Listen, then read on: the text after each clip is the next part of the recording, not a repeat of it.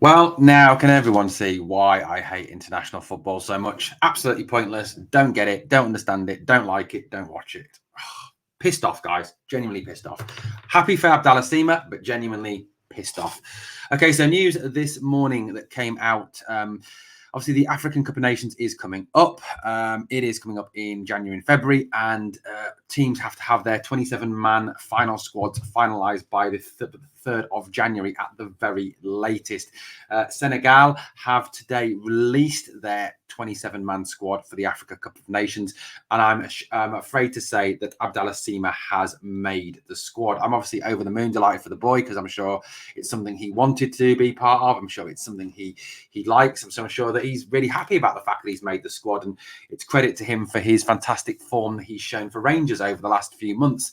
But as you can see from that list, the attaquant, and that's the French way you say it, you can see there that Abdallah Sima is on the list. He is listed as going out to the Africa Cup of Nations. So we will be without Abdallah for a period of time. Now, this is obviously a huge loss for Rangers, as Abdallah Sima has been one of our best players this season.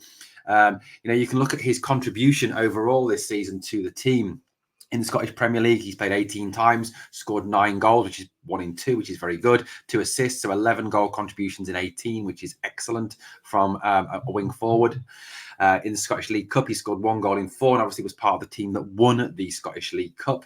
3 goals in 6 games in Europe, which is a phenomenal return. 1 in 2 in Europe is very good indeed. And in the UEFA Champions League, also 1 goal in 3 as well. So 14 goals this season. It has been a fantastic return from the lone player from Brighton. And they always say, don't they, never ever fall in love with a lone player. And I think some of us have been guilty of really taking Abdallah Sima to our hearts and certainly hoping that a deal can be found with Brighton to secure Abdallah on a permanent basis. But look at it this way. It looks very much as if Abdallah will be missing for a number of fixtures this coming January and February time. And like I said, it's one of the reasons why I absolutely hate football. You also, I know the weather plays a part. I know playing a tournament in the summer in Africa would be practically impossible, but you do have to question the wisdom of allowing federations to schedule tournaments during the European season, meaning that large numbers of players who clubs are paying the wages of at the end of the day disappear off to play for their countries where there is a risk of them getting injured. We then get them back. We still have to pay their wages even though they're injured.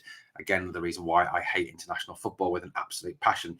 So looking at the group that Senegal are in, I'd be honest with you, it's an easy group. It looks like a group they will easily get out of, unfortunately, against Benin, Mozambique, and Rwanda. Certainly a massive tournament, isn't it, that is taking place, which means it'll probably go on for even frigging longer, which is even worse. This is what we know. The tournament runs from the 13th of January to the 11th of February.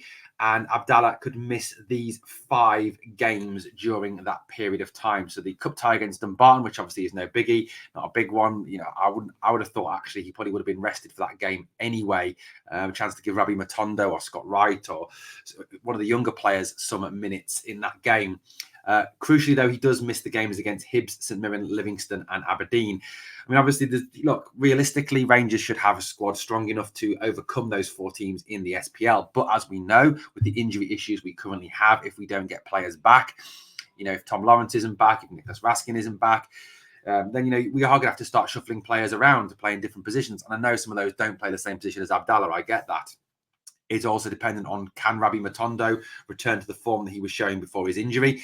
And also, do Rangers go out and now buy someone in the January transfer window to replace Abdallah Sima or to be a winger? I do think we need a winger. I do think we need to sign a winger. I do think that is something that we haven't really replaced since Ryan Kent left. Now, allegedly, apparently, Fabio Silva can also play from the left, so maybe that is an option with obviously continuing with Cyril Dessers up front. That's why also I do think that there is a possibility that another striker will be signed in this window on a permanent basis.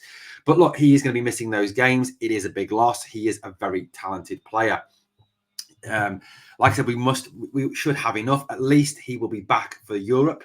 Obviously, the draw for the next round of the Europa League takes part on the 23rd of February, with the first ties been in March. So obviously, he will be back with us for the Europa League ties, which obviously is key. But Look, this is always the risk of having talented, exceptional players like Abdallah Sima. And obviously, the risk is of him getting injured. We hope that obviously that doesn't happen and that he's able to return to Rangers fully fit. I mean, personally, I hope that Senegal lose all their group matches and he goes out very early and he's back as quickly as possible.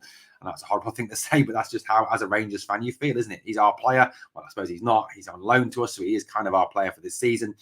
He will be a loss. It looks obviously then, like I said, unless we get someone in January, it will be a case of Rabbi Matonda having to step up, Scott Wright having to step up, other players having to fill those options, or hoping that the likes of Tom Lawrence can return, because I know Tom can play from that side as well. Kieran Dowell also can play out wide. So, maybe if we can get Raskin or Jack back, then that's an option as well. But with the injuries we've currently got, losing players is not a good option. I know that Cyril Dessers was in the provisional Nigeria squad. Apparently, the coach has selected 25 of 27, but the squad, I can't find the squad anywhere at this moment in time. I will keep looking and keep all over that. But for me, a bigger loss, obviously, is losing Abda.